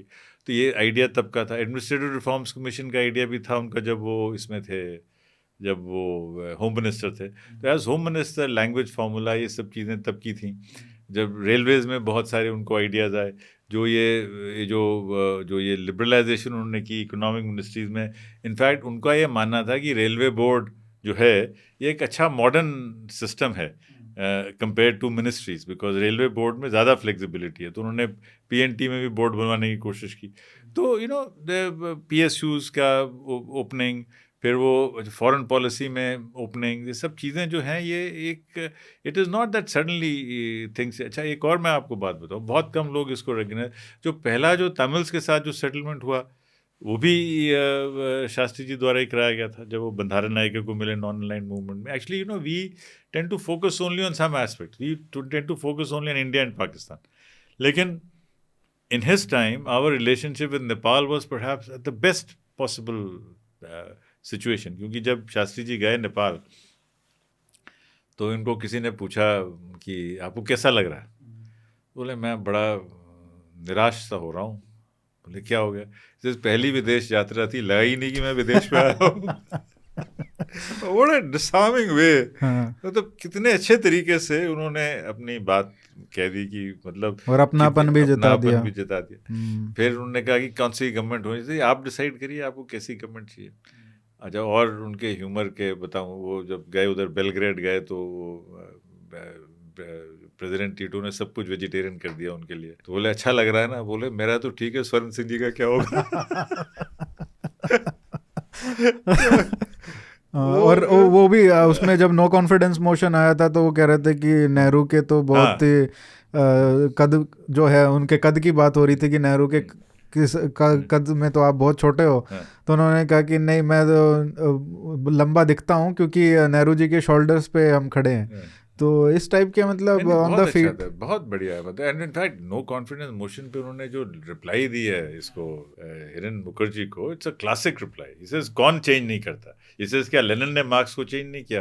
क्या स्टालिन ने लेनिन को चेंज नहीं किया? क्या माओ ने मार्क्स को चेंज नहीं किया? क्या नेहरू ने सब कुछ गांधी का फॉलो किया? क्या बात कर रहे हैं आप? व्हाट इज ये? तो जो कंसिस्टेंसी है वो तो एक it's the virtue of a fool. We have to change with time. What a lovely speech he give. अच्छा, एक और चीज़ है, ये बात मुझे खैर उन्होंने भी बताई थी, ये जो अपना गोपाल कृष्ण गांधी जी, मैं he was governor of West Bengal, for some time I was privilege to be secretary. तो एक बार ये बताया कैसे से, देखो जेल में रहने का एक तो फ़ायदा ये हुआ कि इन सब लीडर्स ने बहुत पढ़ाई कर ली, क्योंकि आज के लीडर्स को तो मौके नहीं पढ़ने का। आप देखिए, चाहे चरण सिंह हो, चाहे लाल बहादुर शास्त्री हो, चाहे लोहिया हो, चाहे आचार्य नरेंद्र देव हो, ये सबकी इतनी एक्सटेंसिव रीडिंग हो गई क्योंकि ये जेलों में रहे और इनको बहुत बहुत पढ़ने का टाइम मिला। वो शायद सबको एक तरीके की वो बुक्स एक वही मिलता था शायद। नहीं, प्लस यू सी उन दिनों के जो लीड जो मतलब जैसे आज की डेट में everybody is expected to read Yuval Noah Harari, would have read Francis Fukuyama, would have read Henry. तो उन दिनों उस टाइम पे वो स्टैंडर्ड रीडिंग लिस्ट होती थी, standard reading list, Harold Laski और मार्क्स और लेनिन और बर्टन रसल, ये सब उनके पास था। तो it's a very interesting thing. तो सब कुछ पढ़ा, और क्या स्पीच दी उन्होंने फिर उसके बाद में कि सब तो उन्होंने demolish, so many things are there. अच्छा, एक और चीज़ जो बहुत कम बहुत आई एम सरप्राइज क्यों नहीं है, एक किताब उन्होंने ट्रांसलेट की थी मेरी क्यूरी पे। तो उन्होंने जेल में बैठ के among the books that he read was a biography of Marie Curie, and he then thought कि let me translate it into Hindi, क्योंकि उनको लगा कि उस समय जो एक यूरोपियन महिला का जो भारत में जो परसेप्शन था वो यही था कि वो क्लब जाती हैं और पैरासोल लेती हैं और मतलब रेस कोर्स जाती हैं, मतलब परसेप्शन एक यूरोपियन वुमेन का ये है कि वो सिर्फ ऐशो आराम की ज़िंदगी लीड कर रही हैं. And he wanted to contrast that with the life of Marie Curie. ये कैसे पोलैंड से रिफ्यूजी फैमिली से इतनी स्ट्रगल करके वो राइज की. She was a very good scientist, one of the best, most brilliant scientists of her time. She was also a homemaker. She was fond of gardening. She was fond of music. She was fond of history. पूरे का पूरा उन्होंने अपना सारे का सारा Nobel का जो अवार्ड का पैसा उन्होंने डोनेट कर दिया for the war effort. Continued to remain a Polish patriot. So he said that this is the woman from whom we should take inspiration. Rather than take inspiration from all these, social butterflies, if there is one woman, if there is one woman who's the moral standard, who's the gold standard, that is Marie Curie. So these are the sort of things which it's only when you go deep into the study of Shastri ji you realize what a versatile man he was and what a personality he had. But जैसे नेहरू के comparison में, मतलब हम 3 sections की बात करें, एक normal governance है, एक इकोनॉमी है, एक फॉरेन पॉलिसी है. इन तीनों में जब वो वहाँ पे थे उनका कुछ एवोल्यूशन हुआ या वो सिर्फ टाइम के हिसाब से उन्होंने चीज़ें चेंज की अपने में? Arihant, we must understand something. देख तो ये कि किसी भी देश की फॉरेन पॉलिसी में सडन जर्क्स नहीं होते हैं. We continue with a lot of things and a lot of things change with time. जैसे आज की जो मल्टी लेटरल जो मल्टी अलाइनमेंट की जो पॉलिसी है, I mean today there's no such thing as not. We have to be multi-aligned, so one has to go with these. So in general, foreign policy, there is a general consensus on foreign policy, and I think at that point of time, non-alignment made a lot of sense. But anyway, अब जब तक China ने nuclear test नहीं किया था, तब तक for India to से कि हम न्यूक्लियर टेस्ट नहीं करेंगे, कभी नहीं करेंगे, was a very valid proposition. लेकिन जब चाइना ने न्यूक्लियर टेस्ट कर दिया, and that test happened when Shastri ji was the Prime Minister. That test happened sometimes around late 64. तब non-aligned movement में Shastri spoke and said that look, China has already done it and the West should stop China from doing it. अब फिर उन्होंने वो statement change की कि कभी नहीं से अभी नहीं, कि भारत कभी बम नहीं बनाएगा तो भारत अभी बम नहीं बनाएगा. But the preparations were on. I mean so suddenly थोड़ी हुआ कि 1974 में मिसेस गांधी ने सोचा और मतलब 2 साल में पोखरण हो गया, 6 महीने में. न्यूक्लियर वाला प्रोजेक्ट तो आई थिंक नेहरू जी ने शुरू कर दिया था. That was for nuclear energy. But I think the change from nuclear energy exclusively for peaceful purposes to possibilities of use, now that is the response to China. अगर China ये कर रहा है तो फिर मुझे भी करना पड़ेगा. तो जो भी फॉरेन पॉलिसी होती है, किसी भी देश की जो फॉरेन पॉलिसी होती है, that is in response to several situations.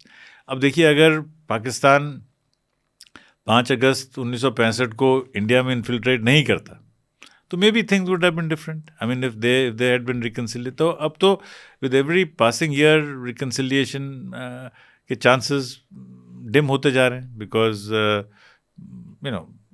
the living reality is very different. But इन्होंने जो कर दिया, what he was able to do was that he, as you said, he marched towards Lahore. That was a very critical decision. और इसी critical decision पे बड़ी debate हुई ना UN में कि एग्रेसर कौन है. देखिए, हमने कह रहे थे कि पाकिस्तान एग्रेसर इसलिए है क्योंकि उन्होंने 5 अगस्त को इन्फिल्ट्रेशन शुरू की. पाकिस्तान कह रहा था कि इंडिया एग्रेसर है क्योंकि हमने 3 सितंबर को बॉर्डर क्रॉस किया. जब फाइनली ये डिसाइड हो गया कि हाँ, युद्ध जो है वो 5 अगस्त से शुरू हुआ, इससे बड़ा क्लियर हो गया कि हमारी मॉरल और सिमेंटिक विक्ट्री हो गई. इसीलिए 5 अगस्त 2019 को आर्टिकल 370 भी अबॉलिश किया गया, बिकॉज 5 अगस्त की भी एक इसीलिए सिग्निफिकेंस है हिस्ट्री में, because it was linked to the time when Pakistan invaded us. वो पूरा J&K वाला जो तो हो गया, वो एक्सपोज हो गया. और lot of things are said, lot of things are taken. एक मैं बात और क्लियर कर दूं, जैसे बहुत सारे लोग कहते हैं कि हाजी पीर हमने छोड़ दिया, ये कर दिया, वो कर दिया. देखिए, let us accept the fact कि उस समय पाकिस्तान के पास छंब कंट्रोल में था और पाकिस्तान से अखनूर से सिर्फ 12 किलोमीटर दूर था. तो जब भी कोई नेगोशिएशन होगी तो गिव एंड टेक होगा. इट इज़ नॉट कि आप जिस नेगोशिएटिंग पॉइंट पे गए हैं, वो सब चीज़ें आपकी मानी जाएंगी और वहाँ कुछ नहीं माना जाएगा। बट हमारे तो पास लाहौर तक भी तो था। नहीं, we had Burki police station था लाहौर में, but you know Chhamb was in Pakistan occupation. अब जब वेन यू मैप अगर आप लगा के करेंगे इसका एनालिसिस, तो I will show you that you know we were in a vulnerable position, let's accept it, we were in an advantage. You see the reason why we moved into Punjab and Rajasthan was because we were vulnerable in Srinagar. अगर हम जम्मू कश्मीर में vulnerable नहीं होते तो we would not have moved here. वो vulnerability की वजह से strategic decision was taken to move the forces toward Lahore, toward Sialkot, toward Barmer. तो दैट वाज द थिंग। और वो भी मैंने कई बार बताया कि अगर वो पाकिस्तान की प्रॉब्लम ये थी कि जो उनका जनरल था वहाँ पे अख्तर हुसैन मलिक, वो अहमदिया था और वो नहीं चाहते थे कि जो, और ये फैक्ट है कि अगर वो 24 घंटे नहीं मिलते तो हिस्ट्री में have been different, but because they did not want the Ahmadiya to win the war, उन्होंने उसको हटा दिया। और जो अयूब खान और उनका जो चीफ था मूसा खान, उनमें झगड़ा हो गया क्योंकि मूसा खान शिया था, अयूब खान सुन्नी थे। Ayub Khan wanted Yahya Khan, was another Sunni Pathan like him, to become the army chief and take credit, because उस समय तक उनको लगता था कि हम जीते हुए हैं। मतलब पाकिस्तान की जो एरोगेंस थी वो बड़ी ज़बरदस्त। इसमें तो मैंने दिखाया अपनी किताब में कि पाकिस्तान का जो इंफॉर्मेशन ब्रॉडकास्टिंग मंत्रालय था, उन्होंने न्यूज़ आइटम्स दे दी थी कि ये होगा, आप इस तरह से उनको छापो। मैं आपको दिखाऊं उसको, मज़ेदार है वो। पाकिस्तान ने क्या किया था कि they had already, her war में करते ही है ना ये, हाँ? तो लोग हर वॉर में करते हैं, लेकिन इन्होंने तो पूरा वो बना दिया था कि ये होगा। उन्होंने के जैसे मैं रीड टू यू सी, तो डॉन में जो उन्होंने तब कराची से छपता था, तो उन्होंने पहले ही ये 10 से 13 अगस्त तक की हेडलाइंस बना दी थी। 5 अगस्त को उन्होंने अटैक किया और 10 से 13 अगस्त की जो हेडलाइंस, प्रपोज हेडलाइंस थी, वो मैं पढ़ के सुनाता हूँ। 10 अगस्त को छपेगा, 10 अगस्त 1965, it would say revolutionary council takes overall authority in held Kashmir, because उसको हेल्ड कश्मीर कहते थे वो। No taxes, no puppet regime, collaborators to be shot, hartal observed. ये मतलब पहले ही कर दिया। 11 तारीख की उनकी खबर है, 11 अगस्त की, patriots cut Srinagar Jammu road, liberation plan unfolded, revolutionary council decree. This is reported from Muzaffarabad, मतलब पहले से कर दिया उन्होंने। 12 अगस्त को था, Baramulla brigade headquarters attacked, Srinagar sealed off, 12 roads, communications cut. 13 अगस्त को, held Kashmir towns under curfew, Srinagar isolated from Baramulla, lake convoy ambushed, bridges, army camp destroyed, 14 Srinagar liberated. मतलब ये इनका था। वो सही है ना, वो कि ब्रेकफास्ट लाहौर में, लंच। अच्छा, क्या हुआ कि the Mujahids found they were all under the impression कि वो आएंगे और सारे कश्मीरी उनको मतलब गले मिलो उनको हार पहनाएंगे, भी करेंगे, वो करेंगे, लेकिन ऐसा कुछ नहीं हुआ। Let me read to you from here. The very day they crossed the border, a local herder by the name of Muhammad Deen reported the matter to police in Tangmarg that some strangers had tried to bribe him to share some information. In the clash that followed between Mujahids and the police patrol, 6 Pakistani raiders were killed in Thabar Road in Mendhar sector, but the Indian patrol, 3 हमारे भी मरे. In the debriefing that followed by the Punjab police, which was guarding the border, the captured Mujahids spilled the beans. Which came as a greater shock to the Pakistani establishment, for their well-guarded secret was out of the bag in less than 24 hours. So, you know, history has some very interesting ways of, you know, of emerging, of, you know, coming out. तो इनका बड़ा वो unparliamentary language में ये generals एक दूसरे से बता रहे हैं that these you know these fools have let out all the secrets. अब क्या होगा हमारा? तो गधों को ही भेजते हैं तो क्या कर सकते हैं। तो 47 में अगेन क्या होता है कि you see, this is where the importance of intelligence is very important. You see, when you have और ये फेलियर सिर्फ हमारी नहीं है, ये फेलियर शायद स्वाभाविक है, क्योंकि हर इंटेलिजेंस एजेंसी दुनिया में सच बोलने से कतराती है। ये भी एक हिस्टोरिकल एनॉमली रही है, क्योंकि अगर यूएस को इंटेलिजेंस रिपोर्ट्स ठीक से ब्रीफ करती वियतनाम के बारे में, तो वियतनाम में वो नहीं करते जो उन्होंने किया। फाइनली मैकनमारा ने एडमिट किया कि हमसे गलती हुई, फाइनली मैकनमारा एडमिटेड कि हमने गलती की, we were not briefed properly. लेकिन एक बहुत ही प्रोफेशनल एजेंसी होती है जो बता सके कि अपने सोवरन को कि क्या ठीक है और क्या गलत है, और इसके लिए सोवरन जो जो जो जिसके पास प्रभु शक्ति है, he has to be broad enough, he has to be liberal enough to accept a counter view. नहीं, इसमें जैसे आपने बात की ना कि हमने सीज़ फायर के बाद जो सीज़ फायर करने की भी जो बहुत बड़ी गलती है, उस पर भी बहुत डिबेट हुआ है कि शास्त्री जी को एक्चुअली में आर्मी चीफ ने ये बोला था कि हमारा जो एमिनेशन, आर्म्स एमिनेशन और वो सब बचा है, वो आई थिंक 20% बचा है, 80% ख़त्म हो गया है, बल्कि वो उल्टा था। तो ये उनको मिसलीड किया गया। अगर उनको ये बताया नहीं गया होता तो शायद छंब के लिए लड़ाई लड़ सकते थे और दिन चल सकती थी लड़ाइयाँ। ये तो फैक्ट है कि उस समय सबके पास दुनिया में इतना प्रेशर था that the war had to come to an end. And the fact is, you see that international border तो हम एक्सेप्ट कर चुके थे ना। 1 जनवरी 1948 में जो सीज फायर लाइन इंडिया और पाकिस्तान ने एक्सेप्ट की थी under the auspices of UN, right or wrong, but the fact is that we had accepted a CFL on 1st January 1948. तो ये तो facts हैं। अब देखिए, a lot of people can say many things, but this war also could not have continued forever and ever and ever, right? There is always a... But anyway, मतलब मैं ये कहना चाहता हूँ कि वो डिसीजन प्राइम मिनिस्टर का होना चाहिए था। मतलब उनको करेक्ट इन्फॉर्मेशन देनी चाहिए थी। अगर वो उसके बेसिस पे 5 दिन और युद्ध चलाते तो उनका कॉल था, हिस्ट्री उनको जज करती कि ठीक था या गलत। It was a very neck to neck contest. It was a very neck to neck contest. It was not the repeat of 62 कि China came, saw and conquered. Let us understand that. And you see, the war continued for, उससे पहले बहुत efforts हुई थी इसको करने। और हमको ये भी देखना चाहिए कि जो वेपन्स, जिस टाइप का एमिनेशन और आर्म्स जो पाकिस्तान को मिल रहा था यूएस से, that was a very strong. ये तो हमारी हिम्मत थी कि हमने वो पैटर्न्स को गिरा दिया, हमने उनके और जो उनके पास इतने बढ़िया बढ़िया मिक्स थे उनको हमारे नेट ने गिरा दिया। So let us not think कि वी वर इन अ, ऐसा नहीं है। It was not a major it was not a disequilibrium, मतलब both countries were neck to neck. And the fact is that Pakistan in 1960s was doing quite okay.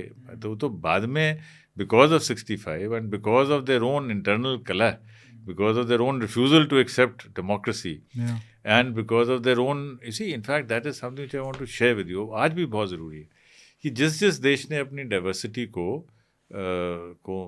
Accept नहीं किया, उस देश का नुकसान हुआ। और हमारा तो एक जो बेसिक जो, and I think we should be very proud of a national, Punjab, Sindh, Gujarat, Maratha, Dravida, Utkal, Banga, that all of us make India, and that was a great strength for us. Pakistan में उसी समय उन्होंने पंजाब को, Sindh, that in 1965 one of the first things which Ayub Khan did was to finish the provinces. उसने 2 बना दिए, east Pakistan और waste Pakistan. तब भी वे ईस्ट पाकिस्तान की पॉपुलेशन तब भी ज़्यादा थी।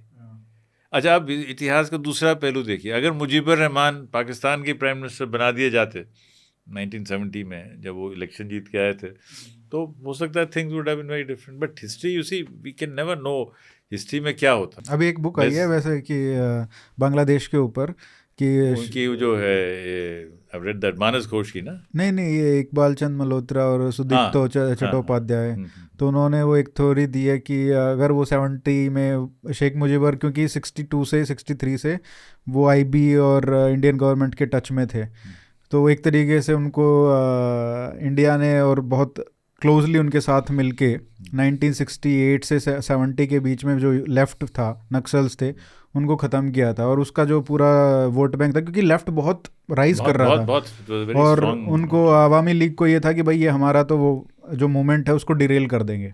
तो इंडियन गवर्नमेंट ने मिलके उनका सफाया किया वहाँ पे, और शेख मुजीबुर रहमान ने फिर जो उनकी जो पार्टी थी, उन्होंने वो लेफ़्ट का जो बेस था उसको उन्होंने अपनी तरफ ले लिया और वो मेजॉरिटी जीती। अगर वो बन जाते प्राइम मिनिस्टर तो इंडिया का एक बहुत ही अच्छा रिलेशन इवेंचुअली हो सकता था, फॉर सम टाइम एटलीस्ट। देखिए, 2-3 चीज़ें और हैं। मैं आजकल थोड़ा नॉर्थ ईस्ट को स्टडी कर रहा हूँ, तो ये भी फैक्ट है कि पाकिस्तान ने पूरी मिज़ोरम मूवमेंट, मीज़ोस को, अल्फ़ा को, सारे सेपरेटिस्ट मूवमेंट्स को 60s में तो पूरी सपोर्ट दी ईस्ट पाकिस्तान और चाइना ने। तो ये सब तो games, these are games which countries have been playing against each other, you know, and these are all important aspects of polity. और बहुत सारी चीज़ें पर्दे के पीछे भी हो रही, वो धीरे धीरे जब वो आएंगी तो पता लगेगा। अब खैर बिकॉज ऑफ हिस्ट्री की बात कर रहे हैं, मुझे लग रहा है कि सबसे बड़ी जो देश के लिए जो स्ट्रैटेजिक ब्लंडर हो गई वो था कि 1939 में जब कांग्रेस ने अपने मंत्रालय छोड़ दिए। क्विट इंडिया मूवमेंट भी बहुत बड़ा ब्लंडर वो जो मेरे ख्याल से, क्योंकि 39 में जब हमने छोड़ दिए तो उसमें मुस्लिम लीग आ गई, बाकी सब पार्टीज आ गई। मतलब आप अपोज करना है, बिकॉज आप गवर्नमेंट ऑफ इंडिया में तो थे नहीं, आप तो स्टेट गवर्नमेंट में थे। तो स्टेट गवर्नमेंट में इसी नेचर ऑफ पावर को स्टडी करना बड़ा ज़रूरी है। देखिए, people who are very good, आज ही मैं एक कॉलम लिख रहा हूँ एक्चुअली, कि एक बहुत जो आदमी जैसे महेंद्र सिंह टिकैत थे, वो 5 लाख लोगों को तो ला सकते थे वोट क्लब में, लेकिन चुनाव नहीं जीत सकते थे। उनका बेटा जब चुनाव लड़ा तो 6ठी पोजीशन पे आया, he was 6th in his MLA constituency. Punjab के फार्म लीडर्स जिन्होंने इस सरकार को मतलब and it's not a joke, नहीं जोक क्या, मतलब वो एक ही इंस्टेंस है जहाँ पे वो कोई सक्सेसफुल हुआ है झुकाने में। और जो ये राजेवाल जो था संयुक्त, देख लो उसका 4500 वोट मिले उसको। सही बात है। He got only 4500 votes. Can you beat it from Sangrur? And against, और उसका जो जीता है वहाँ पे आम आदमी पार्टी, उसको 45,000 वोट मिले, मतलब 10 का मार्जिन था। ये हितकारी संगठन के ये थे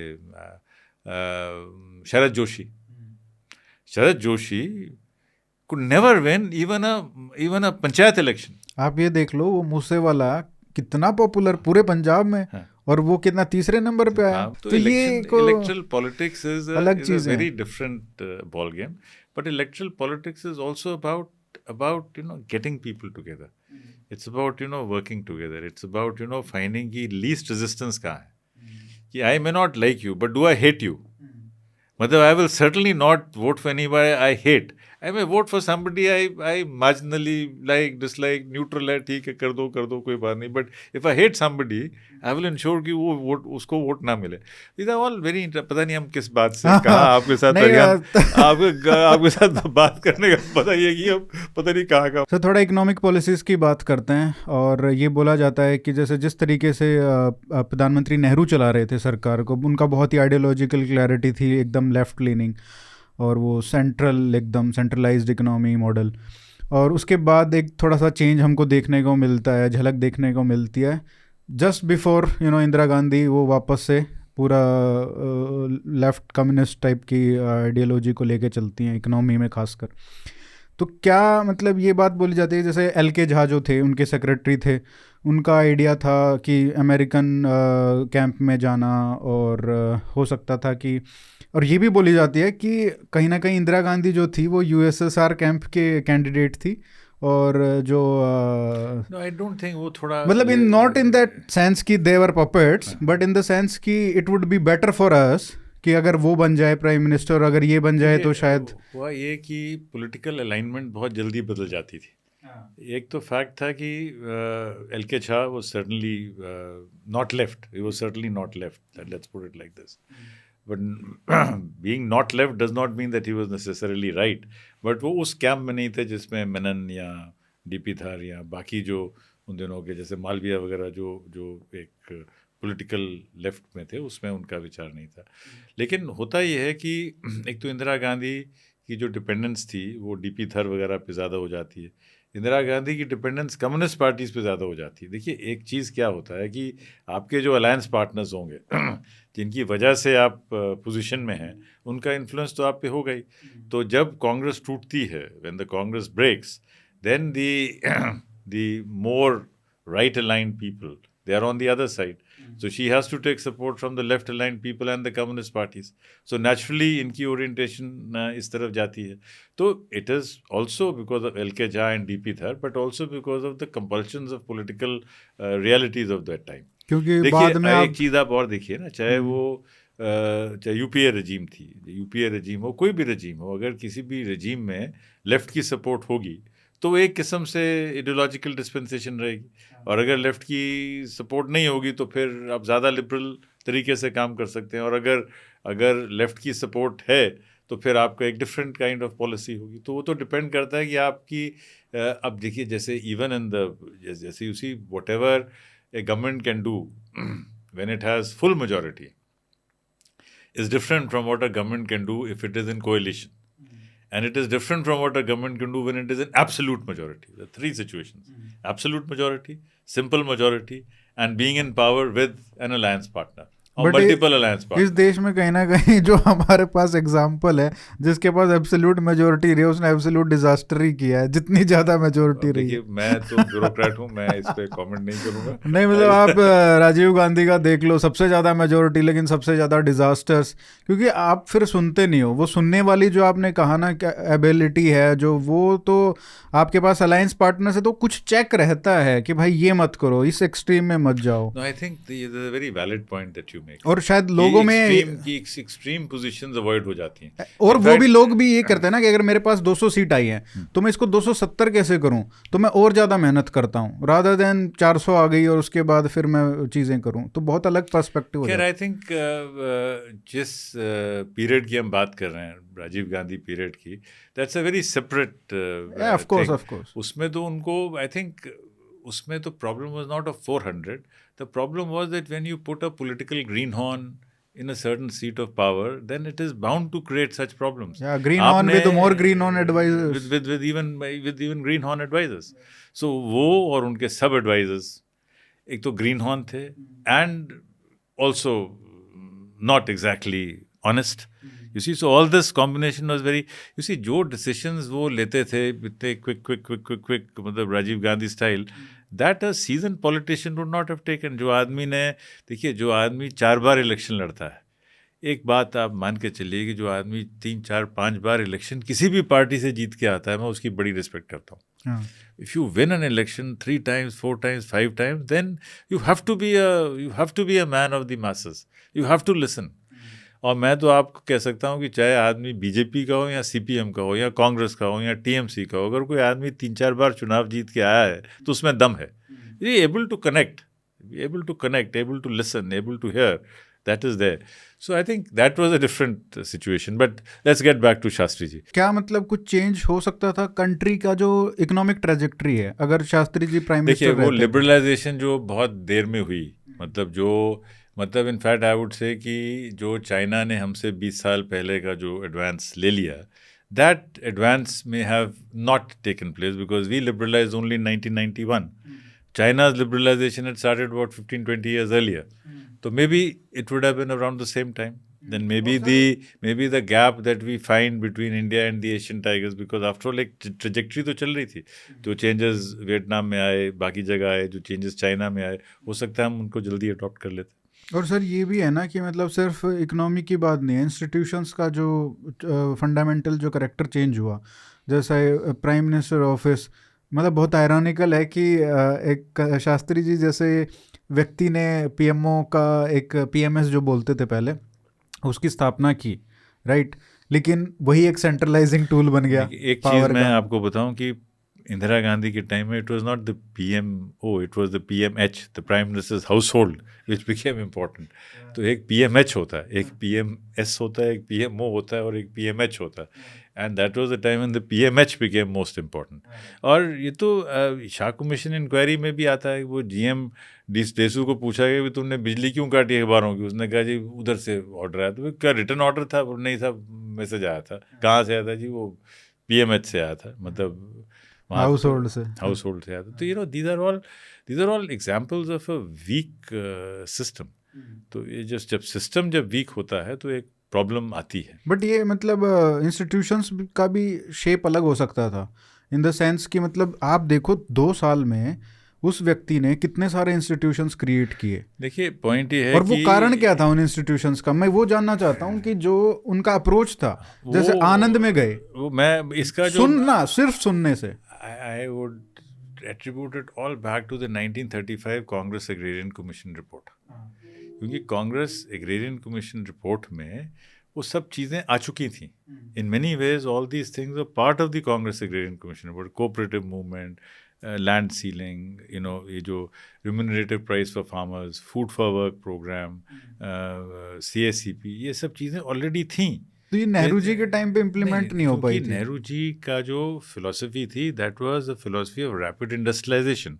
उनका ये मानना था कि देश बिकॉज इसी ये पूरे का पूरा इस पे एक पूरी मार्क्सिस्ट थ्योरी पे हमें जाना पड़ेगा, because Marx always felt that the peasants are not a revolutionary force. बड़ा फेमस आर्टिकल है ना, पेजेंट्स इन अ सैक और partners in revolution. So Marx never regarded the peasantry as a positive force. He always felt that it's a laggard force. जो आपने देहाती शब्द use किया है ना, उस सेंस में था वो. ये फॉरवर्ड लुकिंग नहीं है, इनको मॉडर्न चीज़ें नहीं है. तो ही ऑलवेज फेल्ट कि जो मार्क्सिस्ट फिलॉसफी में तो एक स्टेज थी, मतलब एक पहले वो सोसाइटी है, हंटिंग गैदरिंग सोसाइटी है, स्लेव सोसाइटी है, फ्यूडल सोसाइटी है, इंडस्ट्रियल सोसाइटी है, फिर पोस्ट इंडस्ट्रियल सोसाइटी है. He never thought, in fact marks never thought कि रेवोल्यूशन रशिया में आएगी या चाइना में आएगी. ही वॉज ऑलवेज थिंकिंग कि जर्मनी में आएगी या फ्रांस में आएगी. तो जो एक्चुअली जो होता है वो थ्योरी से हमेशा अलग होता है. But because Nehru was ideological, his belief was that we need to have modern institutions. And unke, in fact, when he went and inaugurated Bhakra Nangal, he said it is a temple of modern India. He set up the IITs, he set up the AIIMS. तो बहुत सारी चीज़ उन्होंने भी की हैं. अब अलग बात है कि in retrospect we think that see, ये तो एक हमेशा जब आपके पास स्कैसिटी है रिसोर्सेज की, तो हमेशा डिबेट बनी रहेगी कि whether we spend more on primary education और we spend more on higher education. अगर हम प्राइमरी एजुकेशन पे फोकस किए होते तो शायद कोई कहता है कि हमारे पास कोई वर्ल्ड क्लास इंस्टीट्यूट नहीं है. तो it's very difficult for you see, ये सिर्फ अखबार वालों को फैसिलिटी होती है कहना कि ये भी गलत है, ये भी गलत है, ये भी गलत है और यही ठीक है. It can only be with so when you have to balance things it becomes a bit. नहीं, मैं एक बार चौधरी चरण सिंह उनकी बुक्स पढ़ रहा था, उनके आइडियाज़ को पढ़ रहा था, तो बहुत इम्प्रेसिव थे. और मुझे लगा कि उस समय मैंने एक लाइन लिखी थी कि अगर ये इतने सारे जो हमारे ब्रिलियंट लीडर्स थे उस टाइम पे, अगर सबको भी 5-5, 10-10 साल मिल जाते, मतलब ये एक जैसे नेहरू जी ने हॉक कर लिया. ये जो जयप्रकाश जी ने कहा था कि अगर if Nehru had resigned in 1957, then maybe the whole trajectory would have been different. In fact, that brings us to the larger question on whether, like in the US, we should have, term limits for the top position. क्योंकि आप देखिए ना कि मान लो पहले 3-4 साल मान लो पटेल रह जाते, है ना, उसके बाद जो कम से कम वो प्रॉब्लम्स 47 से 50 की हैं वो थोड़ी हो जाती, उसके बाद नेहरू जी बन जाते 10 साल, तो जो उनको इम्प्लीमेंट करना था वो कर देते, फिर शास्त्री जी बन जाते, फिर जो मतलब सबके आइडियाज़ तो थे, दे वर सिंसियर एंड मतलब वो बहुत ही कमिटेड थे अपने उन आइडियाज़ को, और आइडियाज़ अच्छे थे, तो सबको इम्प्लीमेंट करने का टाइम मिल जाता. जैसे यूएस में हुआ, राइट, यूएस के जितने भी फाउंडिंग फादर्स थे उनको टाइम मिला अपने मतलब आइडियाज़ को एज प्रेसिडेंट्स इम्प्लीमेंट करने का. इंडिया में अनफॉर्चुनेटली वो नहीं हुआ. But we are still better off than many countries. I mean, look at that neighborhood, so it's okay. I think अगर पॉजिटिव साइड पे ही देखना है तो बिल्कुल वो तो है. बट अगर हम उसके बाद की जैसे बात करें शास्त्री जी की, अगर नेहरू और इंदिरा इनके कंपैरिजन करें, देखिए, when we see point is that one of the things which has not been done is to understand the contrast between Nehru and Indira. Yeah. There was a major contrast. तो क्या वो आप नई book लिखने वाले हैं उस पे? नहीं, उस पे नहीं. मेरी अगली किताब तो वो इस पे नॉर्थ ईस्ट पे है, बॉब खातिंग पे है. हाँ, क्योंकि बॉब खातिंग, 2 मिनट उनके बारे में बताओ, was one of the most fascinating civil servants of this country. Major Bob Khating. वो he was a school teacher, then became a headmaster in Akhrul village. अखरूल से थे वो, मणिपुर से. और जब सेकेंड वर्ल्ड वॉर होती है तो उनको लोकल एसडीएम कहता है कि आप इमरजेंसी कमीशन में ज्वाइन कर लो ब्रिटिश आर्मी. तो he joins the British army, does very well in the Burma campaign, gets a military cross, gets the member of British empire, MB उनको मिलती है. और वॉर के बाद उनको मणिपुर गवर्नमेंट में, तब वो रियासत थी, मणिपुर रियासत थी, ही becomes the minister in the Manipur government. फिर ये मणिपुर गवर्नमेंट को डिरिकग्नाइज किया जाता है तो उनको असम राइफल्स में ही join the Assam rifles. Assam rifles में जब वो थे तो सादिया फ्रंटियर में उन्होंने बहुत अच्छा काम किया। तो जयराम दास दौलत राम ने उनको कहा कि मैकमोहन लाइन के तहत जो ये तवांग फ्रंटियर है इसको जाके आप ऑक्यूपाई कीजिए। तो वो 200 जवान 800 पोर्टर्स को लेके he went and took over the Tawang monastery इन 1951, जो फाइनली डिस्प्यूट में और जिस पे दलाई लामा जी आके उन्होंने शरण ली उसमें। Then in 1953-54 he was there. फिर 56 में he was DC Mokokchung in Nagaland, जहाँ पे he was able to get all the people. Nagaland में भी, नागा में एक फैक्शन तो फीजो का हो गया जो कहता है कि मुझे देश से निकलना है, और दूसरे लोग थे सखीरे और बाकी लोग जो कहते हैं कि नहीं with in the Indian union हम नागालैंड ले सकते हैं। तो जब ये DC थे मोकोकचोंग में, तब 3 नागा पीपल्स कन्वेंशन हुई और ये डिसाइड हुआ कि Nagaland will be a part of India, a separate state with in India. तो उसमें उनका बड़ा योगदान रहा। इसके लिए मैं अभी जमीर साहब से मिल के आया हूँ to understand what was the politics of that time. So that's my next book. Then he became then 62 war में he became the chief security commissioner for that region, जो SSB जो बनी, not the सीमा सुरक्षा बल but सहस्त्र सीमा बल was an agency in the northeast and in this area to instill confidence in the border people. फिर वो चीफ सेक्रेटरी बने नागालैंड के और बाद में एम्बेसडर बने बर्मा के। तो सच अ वेरीड लाइफ ही हैड। और बाद में पापुआ न्यू गिनी का कॉन्स्टिट्यूशन बनाने के लिए उनका एक योगदान रहा, because Papua New Guinea Australian colony थी। तो उनको लगा कि यहाँ पे इतने ट्राइब्स हैं, इनको कैसे किया जाए। तो इनको बुलाया गया कि अभी आप भी ऐसे एरियाज हैं। तो he went and did that. So what a varied life he had. So my next book is on Bob Khathing. तो हम उस पर बात करेंगे जब वो बुक आएगी। बट अगर मतलब एज अ ब्यूरोक्रेट आपने बहुत सारे नेताओं के साथ काम किया है और आपने स्टडी किया है इंदिरा गांधी, नेहरू और लाल बहादुर शास्त्री। तो अगर तीनों के साथ आपको काम करने का मौका मिलता तो आपकी स्टडी के हिसाब से कैसे एक्सपीरियंस होते हैं उनके साथ अलग अलग? You see, it depends on I don't know क्या एक्सपीरियंस होते, but I think it would have been far easier to have I can't answer. I don't know. अरे सर ये कैसे मतलब आप तो नहीं I really don't know because you see again it depends आप किस पोजीशन पे हैं।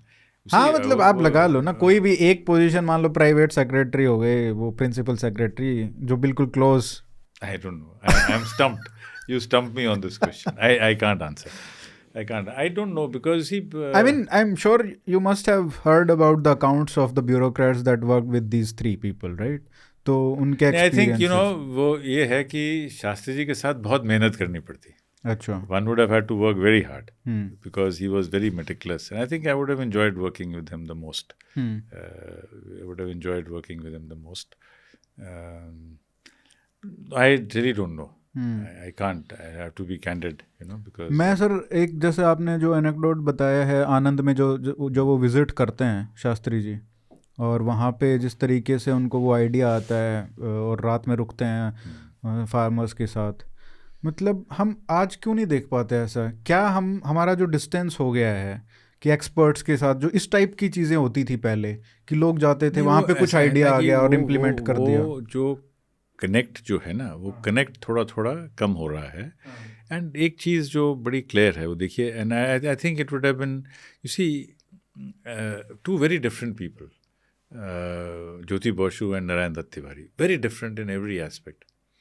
एक ही चीज़ कॉमन थी कि दोनों ने they started their political career as freedom fighters. So when you start your career as a freedom fighter, whatever may happen later, when you joined politics, being in power was a very hazy objective. I mean, I don't think when N.D. Tiwari joined Allahabad University students, उनको कभी लगा भी होगा कि मैं मुख्यमंत्री बनूंगा या PM कैंडिडेट होऊंगा। बस पैशन था, 16-17 साल की उम्र में जाके सोटियाँ खाई, लाठियाँ खाई। तो जो I think both Shastri and Nehru had started their career as freedom fighters, so उनके साथ आइडेंटिफिकेशन थोड़ा आसान है। और जो बाकी जो आज की डेट में जितने लोग पॉलिटिक्स में हैं, वो started the career in politics when India is already free, then it's a quest for power, nothing wrong with it because politics is about power. लेकिन जो फ्रीडम फाइटर्स थे उनकी quest was for something different. तो एक बड़ा फ़र्क तो है ना इसमें। एक और भी फैक्टर है कि जो इडियोलॉजिकल लीडर्स होते हैं, they are not fighting for power as such. They are fighting to ensure that their ideology gets stronger. So, but this is a theoretical question. I really don't know. I'm stumped. ठीक है sir, बहुत ही अच्छा लगा आपसे बात करके, बहुत Thank मज़ा you. आया और Thank you. बहुत ही कैजुअल हो गई हाँ हाँ, नहीं actually। कोई बात नहीं, तो आप कट पेस्ट करी हो गया। नहीं नहीं, कट पेस्ट नहीं, थोड़ा ऐसा ही रहेगा, हमारा ऐसा ही रहता है। बट बहुत अच्छा लगा सर, और नेक्स्ट बुक आएगी तो इस पे ज़रूर बात करेंगे। और जिस तरीके का आपका वर्क है और आपका होराइजन है, तो मुझे लगता है कि बहुत सारी बातों पे और चर्चा की जा सकती है आपके साथ। हाँ हाँ, नहीं करेंगे। इनफैक्ट आज हम वो रिलीज़ कर रहे हैं, state of marginal farmers report. 23 दिसंबर हर साल किसान दिवस है, और इस साल भी किसान दिवस पे एक ऑर्गेनाइजेशन है हमारी, फीड, फोरम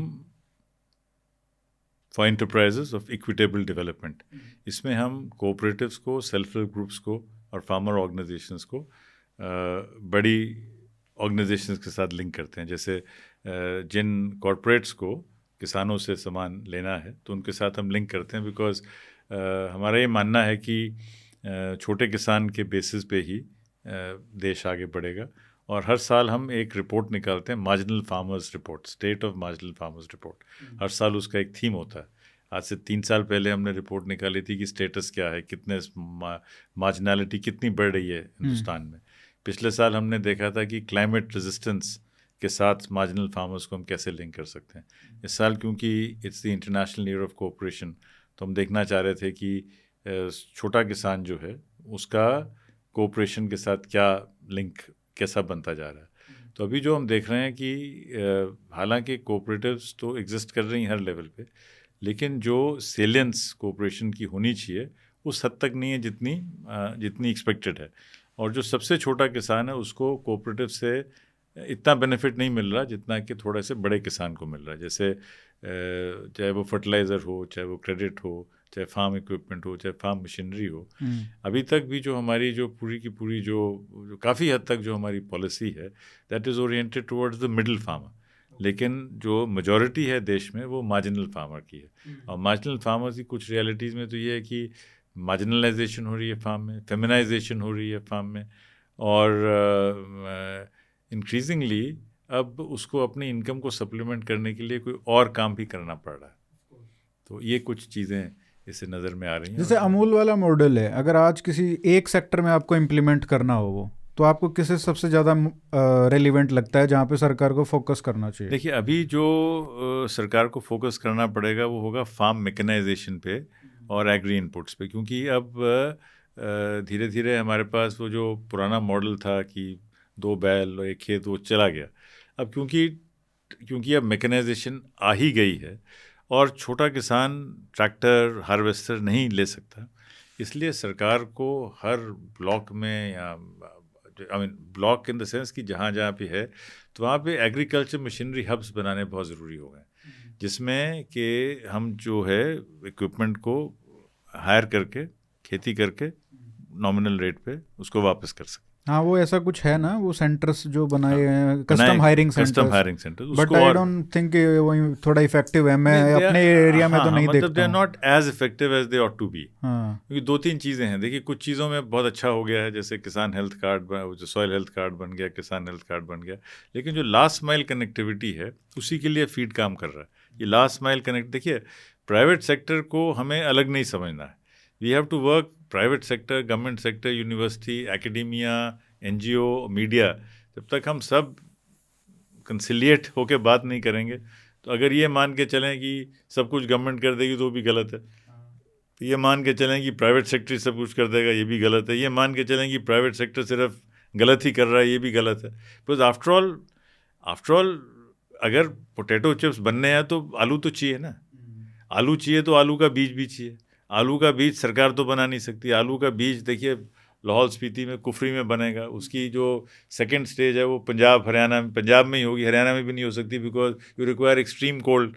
और वो सिर्फ जलंधर, अमृतसर, पहाड़ में उसका फाउंडेशन सीट होगा। उसके बाद में जलंधर, लुधियाना तक भी नहीं, जलंधर, कपूरथला, द्वाबा, इसी रेंज में हो सकता है। वो हरियाणा में भी नहीं हो सकता, दिल्ली में नहीं हो सकता उसकी बोल। तो कुछ एक नेचुरल जोग्राफीज़ हैं, उनको रेकग्नाइज करते हुए हर स्टेज में वैल्यू एडिशन हो जाए, ये कोशिश रहती वंडरफुल सर। हम फिर तो किसान जो ये जो फार्म लॉज आए थे इस पे भी डिस्कशन कर सकते हैं है। बहुत ज़रूरी है। मैं तो फार्म लॉज के फेवर में था। मेरा एक आर्टिकल है 10 reasons why we should like the farm laws. इसमें सब लॉबीज हमारे अगेंस्ट हो गई बहुत हो गई एक्चुअली में। अच्छा, एक और जो था सिंपल सा, उसमें था कि एसडीएम मैटर रिजॉल्व कर देगा। उसमें सब वकील चढ़ गए कि नहीं, ये तो जुडिशियल होना चाहिए। भाई, आपका प्रॉब्लम है, लोकल एसडीओ के पास जाओ, मैटर 2 मिनट में सॉल्व हो जाएगा। और लोगों का बहुत इन्फ्लुएंस होता है एसडीएम पे। जज पे क्या करोगे पता नहीं। प्लस यू सी एसडीएम तो जाके देखिए, एक बड़ा फर्क है, इसको आप रिकॉर्ड करिए। देखिए difference between executive magistrate and judicial magistrate. Executive magistrate can go on the spot and check the facts and then take a decision. A judicial magistrate is only supposed to give by what the written document says. बिल्कुल। तो पूरा मतलब पूरा conversation ही corrupted हो गया था उस time पे। But thank you.